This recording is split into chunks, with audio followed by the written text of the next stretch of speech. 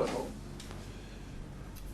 primero vamos a hacer una referencia general a una de las características típicas del modernismo, al cual ya en varias oportunidades nos hemos referido. El modernismo no tiene, los modernistas no siguen totalmente lo que nosotros conocemos con el término de modernismo. Hay modernistas y modernistas, y su relación con el modernismo depende a veces del modernista que lo acepta en toda su integridad y el que lo acepta solamente a medias o en parte. Diríamos más, un modernismo completo aceptado en toda su integridad francamente ya colocaría a la persona que lo acepta completamente fuera de la iglesia, daría como Renan al margen de la iglesia. Él mismo se colocaría al margen. Pero los modernistas tratan de introducir su contrabando en la iglesia sin aparecer como formalmente modernista, sino disfrazando un poco los contenidos para que puedan ser aceptados en cómodas cuotas, en gotas, de una manera proporcional y pequeña, pero no abierta y claramente, porque sería chocar contra la doctrina de la iglesia. Vamos a tomar un punto en el cual los modernistas se han anticipado de alguna manera a las decisiones posteriores que ha tomado la misma jerarquía eclesiástica, que es el ecumenismo. Pero para poder hablar del ecumenismo, antes tenemos que aclarar en qué consiste y qué es lo que constituye, propiamente hablando, la iglesia, el cuerpo de Cristo. ¿Qué es el cuerpo de Cristo? Y para eso no tenemos más remedio que hacer una apelación a ciertas nociones filosóficas que nos permiten, si no aclarar totalmente el misterio, penetrar de alguna manera en él. Estas dos nociones filosóficas son las de materia y forma, que en alguna medida están en el fundamento explicativo de esta gran realidad que se llama el cuerpo místico de Cristo. Todo cuerpo está constituido de materia y forma, y el cuerpo místico de Cristo está constituido de materia y forma. Aun cuando aparezca este cuerpo, no de una manera clara y categórica, sino de una manera misteriosa, difícil de penetrar en toda su latitud, pero con la suficiente presencia como para que nuestra razón pueda dar una explicación, si no exhaustiva, suficiente y asintótica, aproximativa. Todo cuerpo, toda realidad corpórea, esto, está compuesto de un principio activo que lo hace ser esa cosa que es y al que llamamos forma, y de otro principio pasivo que parece siempre resistir al ejercicio de la forma, creando en alguna medida aquella opacidad, aquella resistencia a lo que nosotros damos en general el nombre de materia. Fíjense que materia y forma son dos principios o coprincipios constitutivos de todo ente. Y al de ser constitutivos de todo ente, queremos decir, en todo ente nosotros nos hallamos con estos coprincipios. Pero aquí es donde se pide siempre al que examina estas cosas un cierto esfuerzo mental para no separar estos dos coprincipios como si fueran cosas existentes separadamente la una de la otra. La materia no es algo que existe con anterioridad a la forma y que luego recibe la forma. Porque resulta que aquellas cosas que a nosotros nos pueden servir como término de comparación son las cosas que el hombre realiza en la realidad, son las obras de arte. Y en las obras de arte sí hay una materia preexistente, la madera, con la cual el carpintero la conforma de conformidad con esa forma que se llama el banco, y la hace banco. Aquí estas dos cosas, digamos así, en alguna medida preexisten a la constitución del ente, porque la materia es esa madera sobre la cual va a trabajar el carpintero y la forma es aquella idea, ese ordenamiento, esa programación de la forma que el carpintero retiene en la mente. Cuando se trata de obras del hombre, esto es relativamente fácil entenderlo y al mismo tiempo es fácil comprender que estas dos nociones pertenecen a realidades separadas, a realidades distintas y separadas, que las cosas pueden ser distintas y no ser separadas, y ser distintas y al mismo tiempo separadas. Dos cosas distintas y separadas son estas dos, pero dentro de una misma realidad la materia y la forma no son separables. Cuando nosotros se nos habla de materia siempre estamos pensando en materiales, en cosas con las cuales se construye algo. Y al pensar en cosas con las cuales se construye algo, nosotros casi inmediatamente constituimos esa noción o esa realidad como si existiera, independientemente de una forma que la hace ser tal cosa. Pero en los entes reales esta separación no existe. Materia y forma constituyen la unidad del ente. Y al decir que constituyen la unidad del ente, queremos decir que obran en el ente de una manera conjunta y estrechamente unida hasta constituir precisamente eso que es la entidad. Si esto ha quedado más o menos claro, entremos ahora a hacer una averiguación más del comportamiento de estos principios. Uno de ellos, decimos, es activo, porque hace que la cosa, el ente, fíjese, un ente es lo que es. Cualquier cosa que es un ente. Ahora, indudablemente, aquí hay que tener un poco de cuidado, porque hay muchas cosas que son grupos de entes, y que para nosotros aparecen como si fueran una unidad. Por ejemplo, si yo les traigo un cascote y les digo esto es un ente, y aparentemente es un ente, pero no es un ente.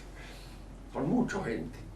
Porque lo que constituye la unidad entitativa del cascote es muy difícil discriminar. Los entes aparecen con toda claridad y aparecen de una manera ya sin lugar a duda cuando se trata de los entes vivos, vivientes. Es decir, una planta, un animal, un hombre.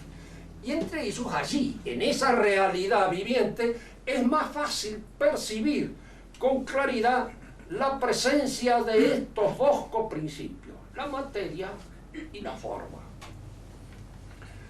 La materia como elemento activo que hace que este animal sea un animal de una determinada especie, género, sea un caballo, una vaca, una pulga.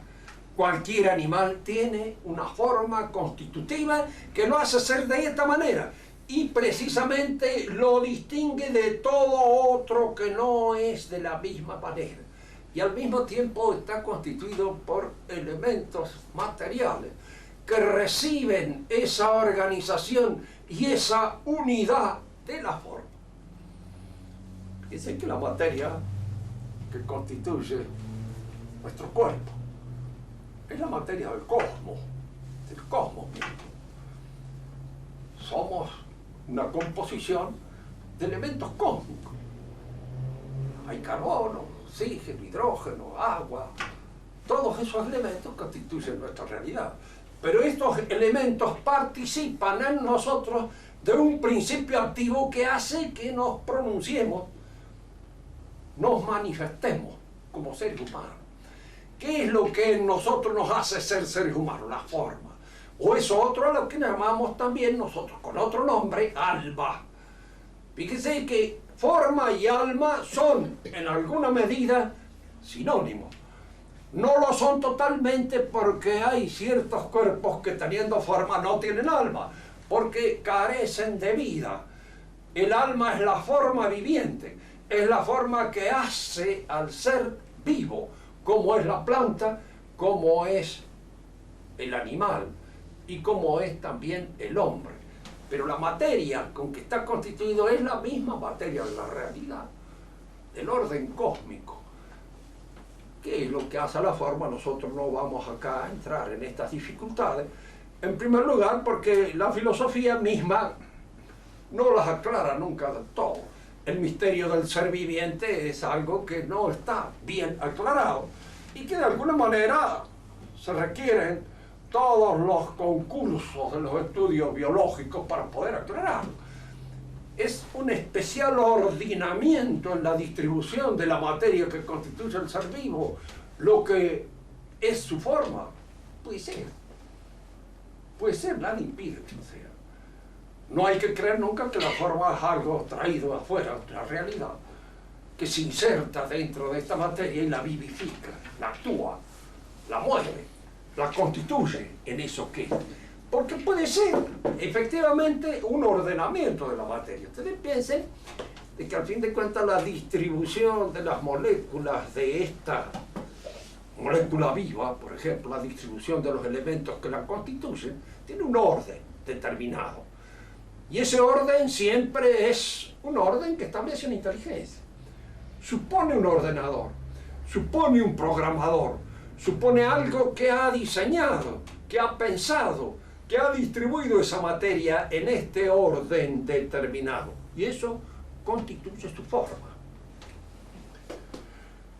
En el hombre la forma es precisamente el alma racional. Pero esta alma racional nuestra actúa sobre una serie de movimientos que pertenecen al orden vegetativo. Cuando se estudiaba el vegetal, se veía que había en él movimientos típicos de crecimiento, de nutrición, de reproducción. Movimientos que podemos contemplar, que podemos observar, que podemos ver, que están a la disposición de nuestra constatación visible. ¿Lo ven? ¿Cómo descubrimos el alma? La inferimos a partir de los movimientos, porque esos movimientos tienen una armonía, tienen un equilibrio, tienen una coordinación que los hace ser de una manera determinada y que fija al mismo tiempo sus límites. Ningún animal se nutre hasta reventar, ningún animal crece hasta que se tuerce y se cae al suelo. Ningún animal, diríamos, puede reproducirse sino cuando alcanza una cierta madurez y de acuerdo rigurosamente con aquello que de alguna manera constituye el ciclo de la reproducción en los vegetales, en los animales y en el hombre mismo. De manera que estos movimientos están coordinados, están intrínsecamente gobernados por un principio. Porque si no, el crecimiento sería hasta el absurdo. Los árboles crecen hasta que se caen. Los árboles crecen hasta un cierto límite. Y ese límite está fijado por la naturaleza, por la forma, por el principio activo que lo hace hacer de esta manera. Al mismo tiempo, las cosas se nutren. Tanto es así que a veces en los animales, para que se nutran más, hay que desposeerlos de otro instinto que cree en él una cierta desequilibrio, una cierta falta de armonía que permita este otro crecimiento exagerado de un instinto que entra a compensar la ausencia de otro. y así a un cerdo para que engorde se lo castra. Y al castrarlo se convierte en un cerdo de engorde. Es decir, no en un verdadero cerdo, aunque para nosotros es el mejor, porque acaba en el verdadero jamón, o en los verdaderos chorizos, o en la verdadera morcilla, que de alguna manera constituye un manjar para nuestra alimentación. Pero el cerdo auténtico, el cerdo verdadero, el cerdo que quisiera destacar sus condiciones de cerdo, diría, no, eso no es un cerdo, eso es una porquería, que termina precisamente en la mesa de ustedes. El verdadero cerdo es el que anda suelto, ahí es el jabalí. Ese es el cerdo que se defiende con uñas y dientes de que lo sirvan en la mesa. Y precisamente en eso constituye su capacidad de cerdo, su cualidad propia de cerdo. Bien, todos estos movimientos, diríamos así, reciben por parte de la forma la perfección que corresponde a la forma. Los vegetales tienen una manera de reproducirse, una manera de crecer y una manera de alimentarse que es propia y exclusivamente vegetativa. No son más que vegetales. Formalmente estas actividades se dan en ellos, bien, pero no hay en ellos conocimiento.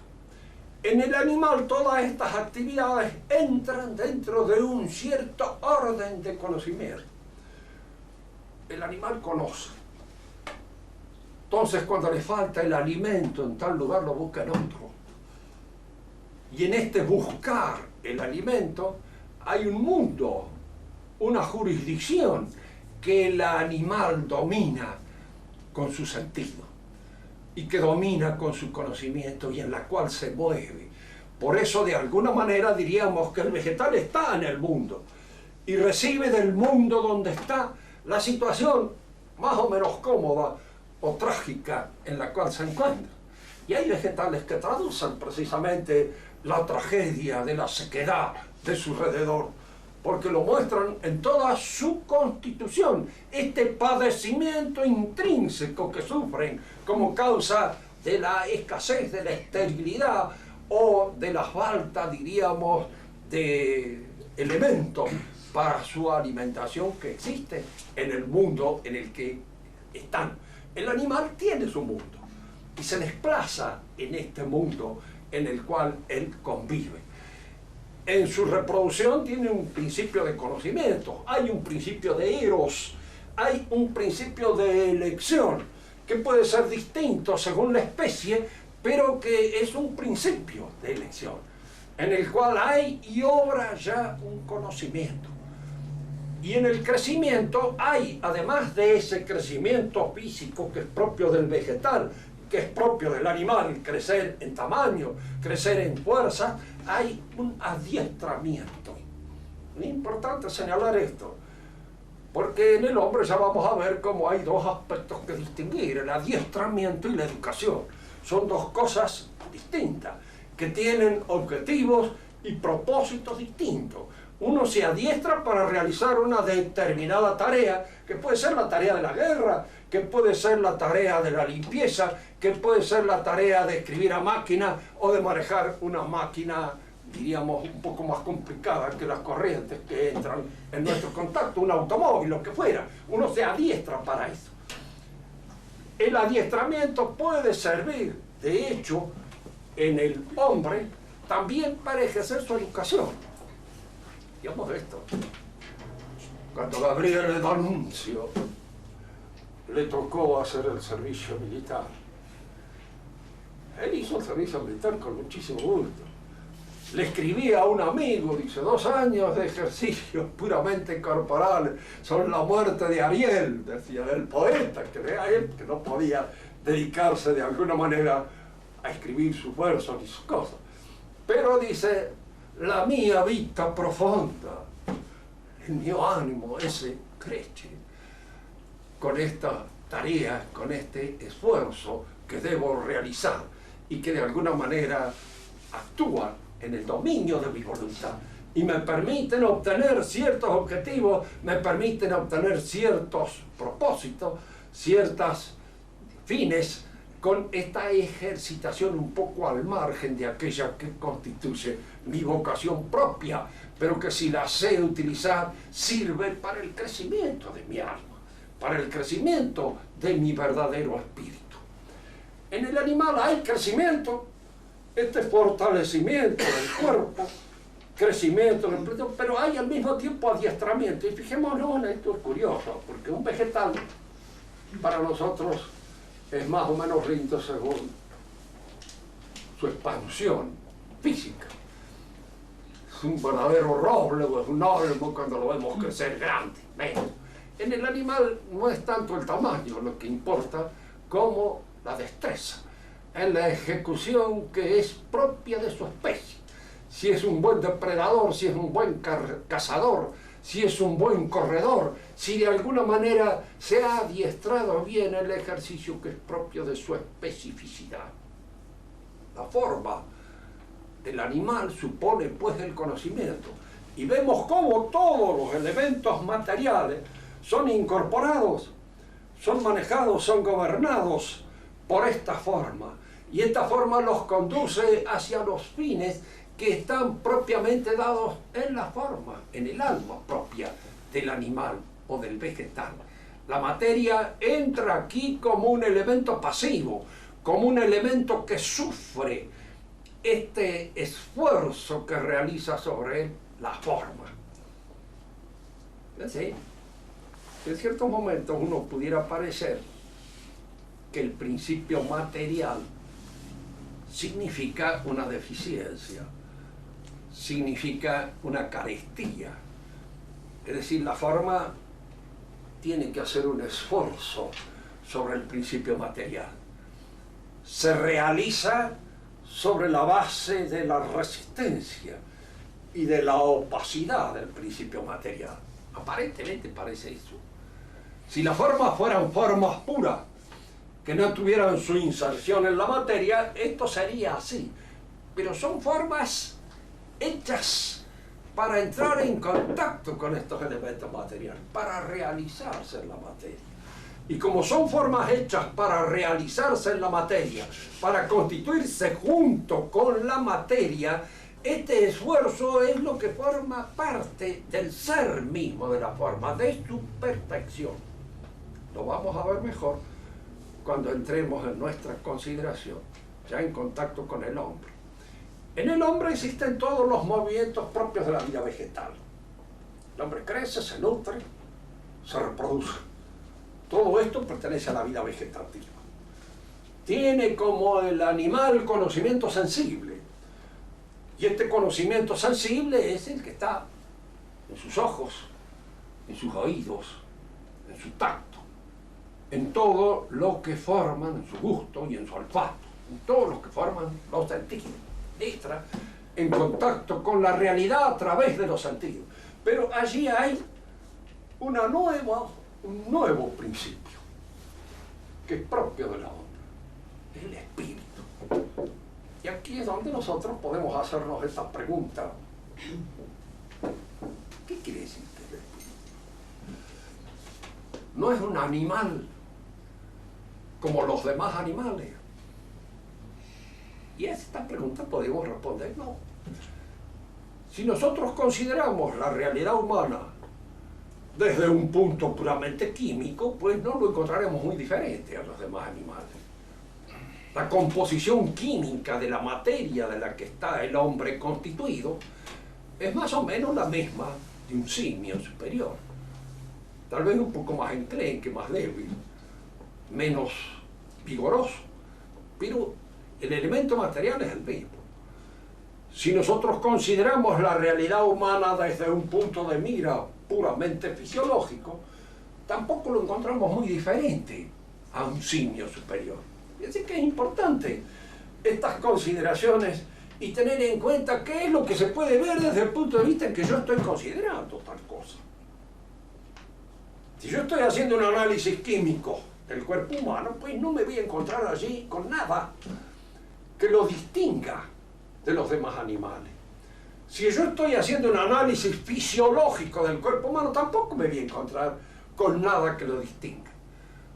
¿Desde qué punto de mira tengo yo que observarlo para comprobar su distinción?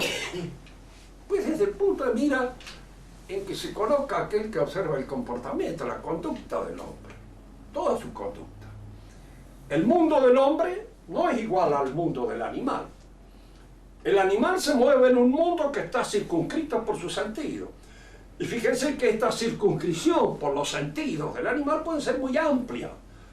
Piensen en los animales migratorios que vuelan a veces del Ecuador al Polo y que se mueven a unas distancias enormes. El mundo que ellos manejan, el mundo en el que se desenvuelven es a veces mucho más amplio que el de un aldeano que ha vivido, ha nacido y ha muerto en su aldea de origen sin salir absolutamente de ahí para nada. Hoy en la actualidad casi no existen esos aldeanos, porque aunque más no sea por la televisión, el hombre cobra otro mundo. Pero el hombre, a pesar de estar circunscrito al mundo de una aldea, en esta circunscripción misma entran en la dimensión del hombre dos aspectos que no entran en la dimensión del animal: el pasado y el futuro.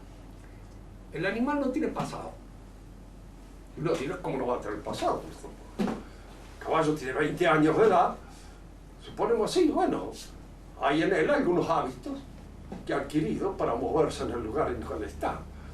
Pero decir que sientas la nostalgia por el buen tiempo que pasó, porque hace 10 años la cosa iba mejor, el patrón estaba mejor, o lo que fuera, no hay tal cosa. Que tenga algún proyecto para lo que pueda hacer en el futuro, tampoco hay gran cosa. De manera que la dimensión temporal en la cual él se mueve es pontiforme. Está circunscrita al aquí y ahora. Es ahora. Y nada más. El hombre, en cambio, es un ser de nostalgia. Y es un ser de proyecto. Es un ser que tiene una gran movilidad en el tiempo. Y no solamente tiene una gran movilidad en el tiempo de él, en el tiempo personal de él, sino que se mueve también en el tiempo histórico del pueblo, de la familia a la cual pertenece. Ese pueblo, esa familia puede ser muy limitada, puede estar circunscrita pura y exclusivamente a la tribu, al clan al cual él pertenece. Pero ese clan y esa tribu a la cual pertenece tiene un pasado. Y ese pasado lo recuerda, lo retiene en la memoria, lo trae a la presencia del hombre. Y de alguna manera el hombre empieza a moverse, diríamos así, con una labilidad, con una movilidad que el animal no tiene. El hombre tiene un mundo más amplio, más grande, más profundo que el animal. No puede explicarse este mundo pura y exclusivamente desde lo fisiológico, desde lo animal, porque hay que entrar para conocer al hombre en el orden de la historia, en el orden de lo simbólico, en el orden de lo significativo, porque toda la realidad del mundo tiene para él esas señales y esa significación que en el caso del animal no existe. Nosotros mismos, si fuéramos simples animales, y a veces uno lamenta no serlo todo, ¿no es cierto? Pero si lo fuéramos no estaríamos en esta conversación, porque esta conversación viene por una inquietud que es fundamentalmente humana. Entonces, este principio que hace al hombre, que lo constituye en un ser espiritual, es un principio distinto del alma animal, diferente, esencialmente diferente. Y aquí es donde uno apela a todos aquellos elementos que pertenecen al elenco del pensamiento tradicional. ¿Sí? Si careciéramos de la noción de esencia y de especificidad, de materia y de forma, no hubiéramos podido explicar esto. Lo hubiéramos explicado de una manera confusa, poco clara, de alguna manera que se podría incluso confundir con otras cosas, como cuando se da una definición imprecisa, cuando uno maneja un elenco filosófico, un instrumental filosófico poco definido, poco trabajado, poco ejercitado. Y como consecuencia de ese poco ejercicio y de ese poco trabajo, las definiciones, las descripciones son deficientes, truncas, desfallecientes y desmayadas, no alcanzan su plenitud. El hombre tiene este nuevo principio, y este nuevo principio hace de que todos sus movimientos, incluso los de nutrición, los movimientos de reproducción y los movimientos de crecimiento, sean distintos a los del animal, cualitativamente distintos. Lo he dicho en alguna oportunidad antes, que el hombre no come como un animal, aunque fisiológicamente parezca que sí. Pero en las costumbres del hombre existe la tendencia a que este hecho fisiológico ingrese en alguna medida dentro de exigencias de tipo espiritual, sean estéticas o sean religiosas. Fíjense que lo estético es más moderno, es más decadente, es más de nuestra época. Siempre el acto de comer para el hombre primitivo, para el hombre antiguo, fue un acto religioso. ¿Por qué? Porque es un acto en el cual se consume una realidad y se le incorpora a la vida del hombre. Yo no creo que exista eso que a veces los filósofos se llama la religión natural. Pero si hubiera en el orden puramente abstracto o teórico la idea de una religión natural, diríamos que el alimento que se encuentra en el nivel de los vegetales o en el nivel de los animales, al ingresar en la vida del hombre, ingresa en alguna medida también, se hace espíritu, se espiritualiza, cumple eso que en religión se llama un sacrificio. Porque el sacrificio es el holocausto de una realidad o la aniquilación de una realidad en este nivel para recuperarla en otro más alto. Un sacrificio que sea pura aniquilación no es sacrificio, es simplemente absurdo. Si alguien se corta un dedo pura y exclusivamente por el objeto de, vamos a ver lo que es feliz que voy a hacer después cuando no me lo corte. Bueno, esa, por ejemplo, ya no es un sacrificio, es una cosa absurda, claro. Es una cosa completamente estúpida, no tiene sentido. El sacrificio tiene sentido cuando significa que aquello que ha perecido en este nivel se recupera en este otro. Bolero. Si ustedes le hacen entender eso a los soldados que van a combatir por la patria, pero háganselo entender en un ambiente que no sea religioso. Cuando digan, no, ustedes van a morir por el Standard Oil, ustedes van a morir por la Shell Mex, ustedes van a morir por la riqueza del señor Menem o por el enriquecimiento del señor Alfonsín. Provoque un sacrificio donde vea usted que la aniquilación se produce aquí sin ninguna compensación, de ningún orden, de ninguna rescate. Lo que nosotros hablamos es de que el alimento es, en este sentido, pura y exclusivamente natural un sacrificio, porque todos estos entes que sacrificamos y que de alguna manera su holocausto pasa a participar de nuestra realidad, es porque a través de nuestra realidad entran en contacto con la realidad del Espíritu, entran en contacto con la realidad de Dios, se abren a la realidad de Dios. Por eso el sacrificio antiguo fue siempre el sacrificio de ciertas cosas que se aniquilaban en el orden, en el nivel de existencia a la cual pertenecían. Bien, porque nosotros lo que vamos a esto, ¿qué es lo que introduce la religión católica dentro de esto que nosotros hemos conocido como forma y materia, dentro de la realidad humana? Digo esto para que si nosotros llegamos a comprender esto, entenderemos fácilmente la aberración, así la palabra, aberración, que significa hablar de otras religiones. No tiene sentido. ¿Por qué? Porque no existen otras religiones. Existen ideologías, existen simplificaciones, existe una religión trunca, no completada, que es el judaísmo. Pero la religión es aquella que formalmente está determinada por la gracia. ¿Y la gracia qué es? La gracia es un principio vital, nuevo, que entra con el propósito precisamente de rehacer, de transfigurar, de convertir al hombre en otra realidad superior. ¿Qué es el propósito? Digamos así. Dios creó el orden natural, creó el mundo natural. Pudo haber en el sacrificio de su Hijo hecho lo suficiente para perdonar al hombre del pecado, perdonarlo de la caída y reconducirlo a la situación que tenía en el origen, en el comienzo, en el paraíso. Pero quiso hacer algo más.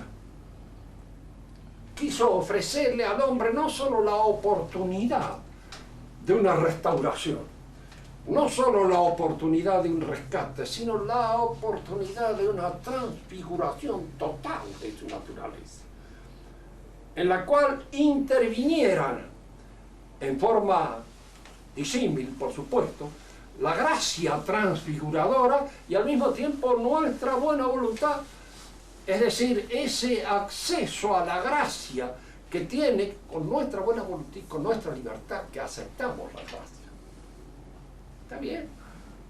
Cuando nos enseña, incluso la Nueva Iglesia, de que el acto por el cual el hombre acepta las verdades de fe es un acto libre. Fundamentalmente cuando el hombre llega a esa madurez en la cual se constituye efectivamente en cristiano. Yo bautizo a un niño desde niñito. En él está operando de alguna manera la gracia. Opera. Tal vez sin su ayuda voluntaria, porque ese niñito todavía no tiene la fuerza de voluntad suficiente como para aceptar esa gracia y colaborar con ella instrumentalmente de una manera activa. Pero la gracia actúa en él. Pero el cristiano se hace cristiano. Y efectivamente lo es en su plenitud cuando alcanza el desarrollo suficiente como para dar un sí libre a la aceptación de la gracia. Y entonces la gracia entra en él, en su naturaleza, y la transfigura, la transforma, la va convirtiendo en la naturaleza de Cristo. Y fíjense que en esta transfiguración que sufre el hombre en su naturaleza, participan todos los aspectos de su naturaleza. Participa la nutrición, participa la reproducción y participa fundamentalmente el crecimiento. La nutrición, ¿por qué? Porque desde ese momento él entra en esta etapa del nuevo sacrificio.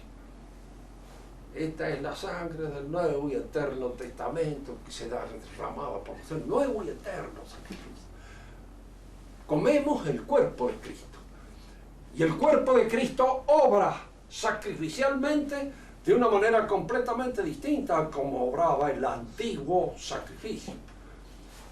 En el antiguo sacrificio se aniquilaba una realidad entitativa a este nivel para recuperarla en superior al nivel humano. Aquí lo que se aniquila es la persona misma de Cristo, que se ofrece como alimento, no para subir hasta nosotros, sino para que nosotros subamos hasta Él, para transfigurar nuestra realidad, pero para transfigurarla incluso en su propia corporalidad, porque nosotros estamos destinados por nuestra religión a una transfiguración que supone no solamente la adhesión intelectual o una actitud nueva, espiritual frente a lo real, sino una transfiguración completa en la cual entra nuestro espíritu y entra también nuestro cuerpo, porque estamos destinados a la resurrección de la carne. Y esta resurrección de la carne es a la cristificación, a hacernos como Cristo. Este es el nuevo principio Cuando uno habla de religión y se pregunta qué es lo que constituye la forma propia de la religión, la gracia. Eso es lo que constituye la forma propia de la religión. Hay gracia en el judaísmo, hay gracia en el mahometanismo, hay gracia en el paganismo. Fíjense que puede haber a veces un cierto remedio de fe cuando de alguna manera en una de esas religiones se adhiere a un dogma que efectivamente está contenido por la Iglesia. Pero la Iglesia es la que tiene la perfección de este conocimiento. Por eso cuando se habla de ecumenismo, el único ecumenismo aceptable es el de la Iglesia, el de la catolicidad de la Iglesia, porque en ella está la perfección de la religión, completa y acabada. Si nosotros salimos al encuentro de otras religiones para convencerlos, estamos bien, hacemos muy bien. Si lo que nosotros queremos es rescatar a esos hombres del error en que se encuentran, hacemos muy bien, porque lo recuperamos a la integridad de la fe. Pero cuando nosotros queremos hacer un ecumenismo más ecuménico que aquel de la Iglesia, ser más católicos que la catolicidad de la Iglesia, incorporando los errores por justa posición y no por sumersión, diríamos así, no por la asunción que la Iglesia hace de los pecadores en el acto de incorporarlos a su realidad. El espíritu de este cuerpo, la forma de este cuerpo, que es el cuerpo de Cristo, el cuerpo místico de Cristo, es la gracia.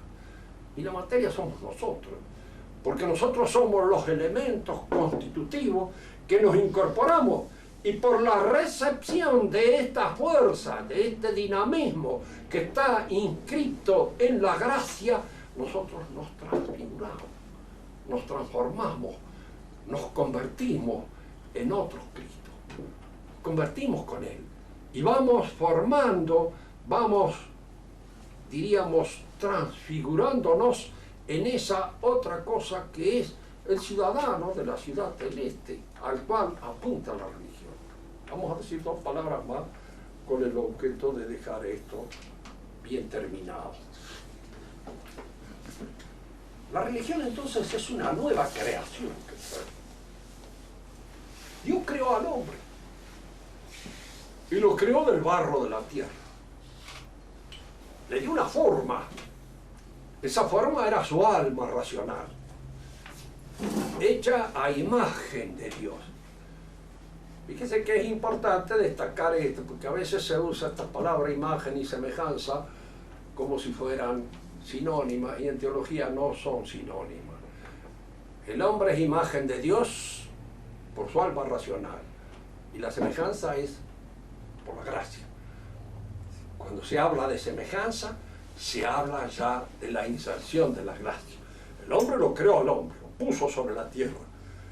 En esa tierra él tenía un objetivo, un propósito. Posiblemente Dios se lo dio a conocer. Y el hombre primero sabía cuál era ese propósito que Dios quería de él.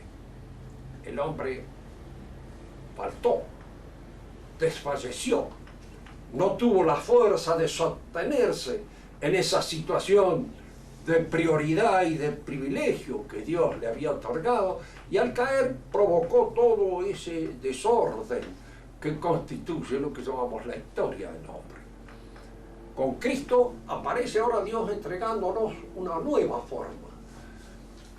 Esta nueva forma, que es la gracia, actúa sobre nuestra forma natural, es recibida por nuestra forma natural, con todas las condiciones de la naturalidad en libertad, con la inteligencia y con la voluntad, porque con la inteligencia aceptamos lo que la fe nos propone, fe de la Iglesia, y con la voluntad queremos aquellos objetivos y aquellos fines que la Iglesia propone para nuestra santificación, para nuestra cristificación. Y esta nueva realidad, esta nueva forma que actúa sobre esa materia que somos nosotros, es lo que constituye la verdadera formalidad de la religión. Ninguna otra religión la tiene. Por eso es a veces lo que podríamos llamar nuestra dolorosa comprobación de que las autoridades encargadas de mantener la pureza de la doctrina entran precisamente en una serie de transacciones que parecen ser inspiradas más bien por las apetencias de tipo político, por el deseo de conquistar adhesiones o por cualquier otra cosa, y enseñan una doctrina que es renga, desfalleciente, coja, que no sirve, no es la completa, no es total. Y eso es precisamente faltar fundamentalmente a la tercera virtud teologal de la gracia, que es la caridad. Fíjense que la caridad es el amor a Dios y el amor a los demás por el amor de Dios. Es decir, que es la virtud fundamental del apóstol. Cuando el apóstol, diríamos, desmaya de sus propósitos apostólicos, los abandona en función de cualquier otra cosa que quiere hacer, en función de cualquier otra actividad, de cualquier otro razonamiento, el apóstol está faltando a la caridad. Cuando en una encíclica no se nos enseña la doctrina que debe ser enseñada, aunque se enseñe en parte, frasco. Una encíclica es un instrumento de enseñanza. Si no está la doctrina bien completa y bien expuesta, es mala. Y falta la caridad. Y falta la caridad porque se nos enseña una cosa que es desfalleciente, trunca, oscura, confusa. Y no se nos enseña lo que se nos debe enseñar. El modernismo introdujo este ecumenismo que consiste en juntar todos los errores como si todo estuviera... Porque claro, junto con esto, una de las características del modernismo es también el democratismo. Y el democracia hay que juntar votos. ¿Qué clase de voto? Los trolos, los nichos, los maricas, los pinchos, todo el mundo vota. Y como cada voto vale un voto, lo mismo puede ser el de un desgraciado como el de cualquier otro, pues esos son que vale, hay que juntar gente. Y de alguna manera cuando en los que dirigen la iglesia empiezan a preponderar los criterios de tipo político, aparece esta idea de querer sumar, de querer aumentar las cosas, aún en el equívoco, aún en la confusión y aún perdiendo de vista de una manera total y completa lo que constituye el verdadero saber de la religión, lo que constituye su forma, porque faltamos a la forma. ¿Cómo les voy a decir? Yo estoy hablando con entusiasmo de una cosa en la cual creo indudablemente. Como católico soy un católico deficiente, y no lo digo por humildad falsa, lo digo porque sé, y sé porque sé, y no podría mentir delante de los curas. Algunos me han tomado confesión y saben bien que no estoy mintiendo, sé. Soy deficiente como somos la mayor parte de nosotros, porque esa forma que es la gracia tiene que luchar contra todas las malas inclinaciones de nuestra materia, de aquello que se resiste a la influencia de la gracia, que se resiste de alguna manera, sea por temor, sea por orgullo, sea por concupiscencia, sea por cualquier otra cosa. Todos estos elementos que nos disgregan, que nos llevan, que nos hacen solidarios con lo que constituye el elemento más deleznable de nuestra realidad. Y esto también pasa a veces entre los que son nuestros jefes. Y los que son nuestros jefes, cuando desfallecen ellos, el mal es mucho peor, más grande, porque se proyecta universalmente sobre todos nosotros. El ecumenismo es una cosa que ha sido traída por los modernistas, en la forma en cómo actualmente se entiende, como una especie de... En el Papa hay algunas referencias a la forma en cómo él entiende el Cristo, o lo entiende a Cristo, que el día en que las pasan limpio, ahí sí, va a ser como decía mi amigo Suárez Ramos, va a haber caído en una herejía formal, porque él habla de un Cristo cósmico, que es una cosa salida en alguna medida de la filosofía de Teilhard de Chardin, que no es precisamente uno de los padres de la Iglesia que son aconsejables para estudiar. ¿Quieren hacer alguna pregunta? Pueden hacerla. Yo lo invito al padre Bernardo, medio cansado, pero se reponga y pregunte.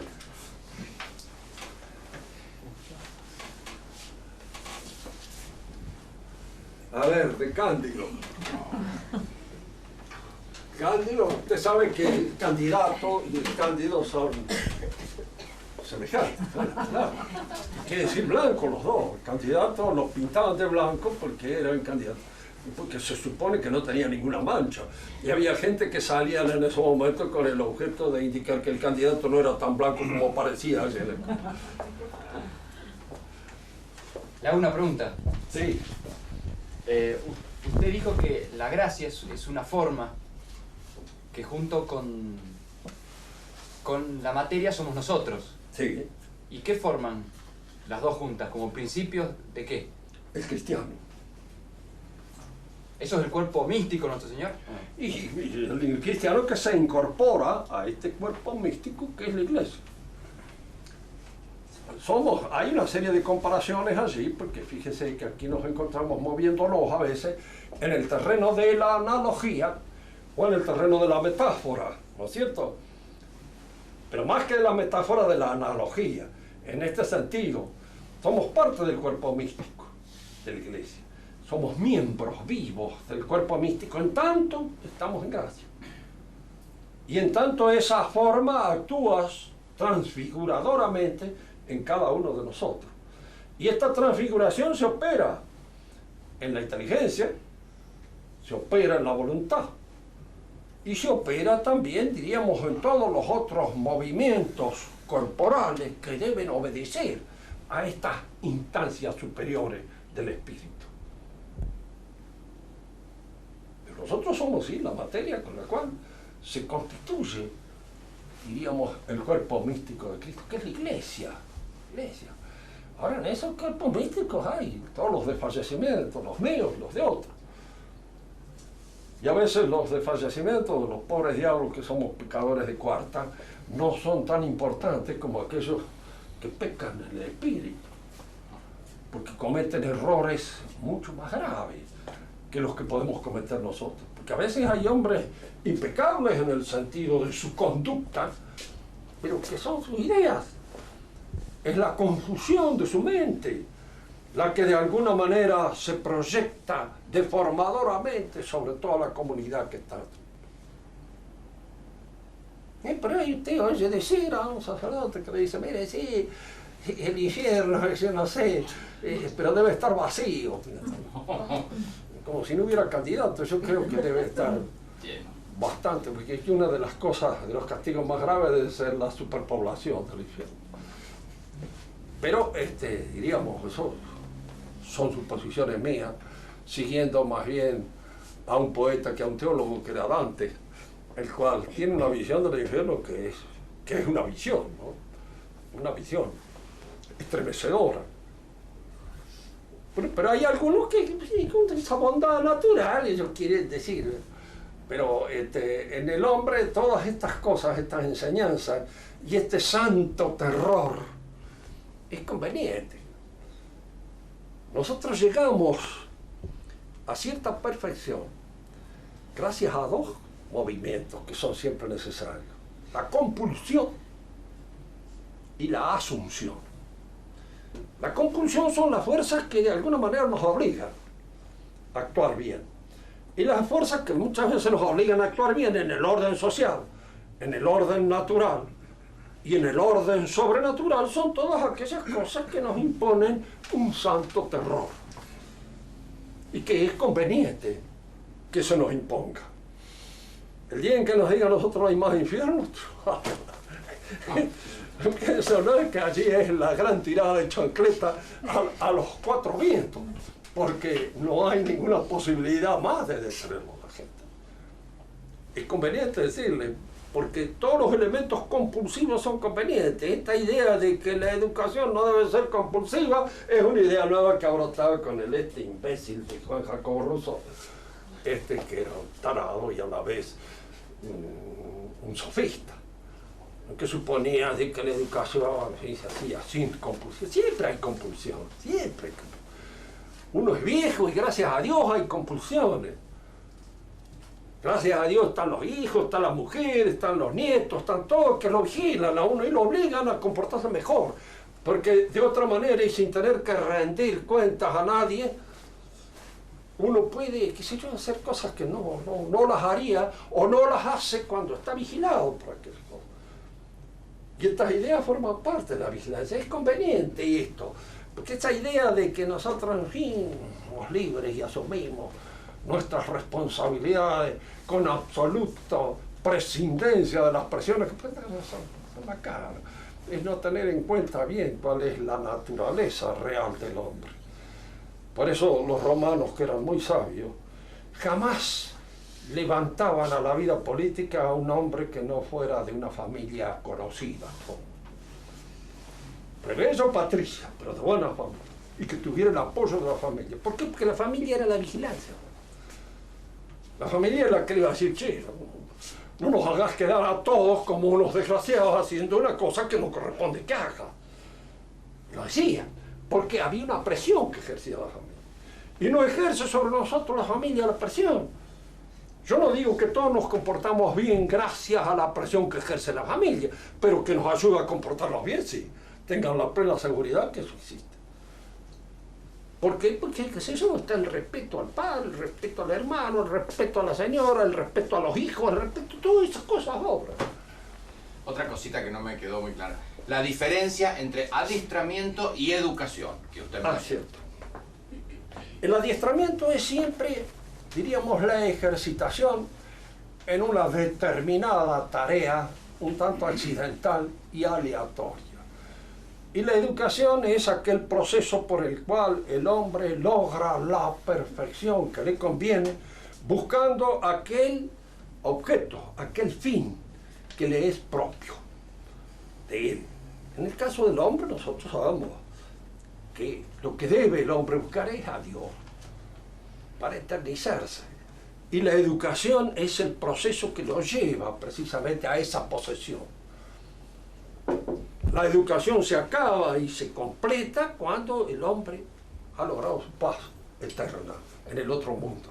Y allí termina la educación. Así que la última lección uno la da un poco antes de morirse, cuando el sacerdote aparece allí, o si no el sacerdote, por lo menos lo que tenga a mano, en un momento determinado según sus posibilidades. Pero allí da su última lección. Y allí es donde el hombre acaba, concluye. Y ahí termina su educación. Entonces, cuando se habla de la educación, si le vamos a añadir como la IBM o cualquier otra cosa, son adiestramientos que pueden servir, más o menos, pero que ahora se sacrifica a esos adiestramientos todos. No hay colegio de cura que antes que nada y por encima de todo no haya hecho un peritaje mercantil para atraer al sonsaje que de alguna manera adquiera un título que le habilite para defenderse. Y todo lo demás se ha perdido en función de eso. Porque no se enseña más. Teología no se enseña más nada de ninguna de esas cosas que educan, que son las que verdaderamente educan, para llevar cosas que adiestran. Eso es que lo hacen. Se le adiestra para ser secretaria, una chica. Maneja los aparatos que debe manejar y al mismo tiempo se le enseñan todas las mañas que debe tener para conquistarse al jefe o alguna cosa. Y mantener, diríamos así, porque forma parte a lo mejor del secretariado modelo. Y eso es adiestramiento, no educación en el sentido cabal del término. Otra idea para tener. ¿Qué opina usted sobre el voto calificado, profesor? Nada. Mire, ¿qué le voy a decir? Cuando un país entra ya en el vicio, usted es médico y va a entender bien lo que yo le voy a decir. Usted tiene que atender a un viejo como yo y tiene que atender a un muchacho como él. Indudablemente usted se da cuenta de que no puede apelar a los mismos recursos. porque en este hombre hay algo extinguido, bastante si logro ponerlo en equilibrio, y si todavía puede parpadear durante algún tiempo más, he hecho todo lo que podía hacer. Y con aquel puedo tenderme un poco más y tratar de mejorarlo para que dure un tiempo más o menos largo. En el orden político sucede lo mismo. Hay países que han perdido sus defensas, que han perdido sus buenos órganos, no los tienen más. No tienen nobleza, no tienen aristocracia, no tienen absolutamente, no tienen iglesia en un momento determinado, no tienen nada. ¿Cómo se las arreglan para elegir los 3 o 4 chantas que son los que se van a encargar de manejarlo? De cualquier modo, cualquiera. Si no hay nada. Si usted me dice, usted es partidario aquí de que todo el mundo vote, mire, si eso los va a tranquilizar, sí. ¿Por qué? Porque ¿qué otra cosa va a hacer? ¿Un golpe de mano? No, muy bien, ¿y quién me asegura del que da el golpe es una gran cosa? ¿Quién me lo asegura? ¿Quién me dice que este que va a subir después del golpe va a ser un gran gobernante? Nosotros hemos tenido varios golpes y cada uno de ellos ha presentado a un gobernante que no servía para nada. Y que al cabo de un cierto tiempo ha ido pidiendo a los ciudadanos que voten por el chanta, que en ese momento es el que va a ser elegido en lugar de él. Entonces, no tienen esas cosas, no. Es como si usted dijera frente a un enfermo, mire amigo, llame al cura. Aquí lo único que hay que hacerle es requescatipache, listo. Porque este está fiambre. Si alguien me dice, mire, vea, en los países no sucede eso, porque siempre se prolonga. Puede haber hoy o mañana un renacimiento, puede haber una generación que de alguna manera recomponga las cosas. Sí, es cierto, puede haber, pero yo no soy un profeta. No sé, a lo mejor puede haber. Momentáneamente yo no lo he visto nunca.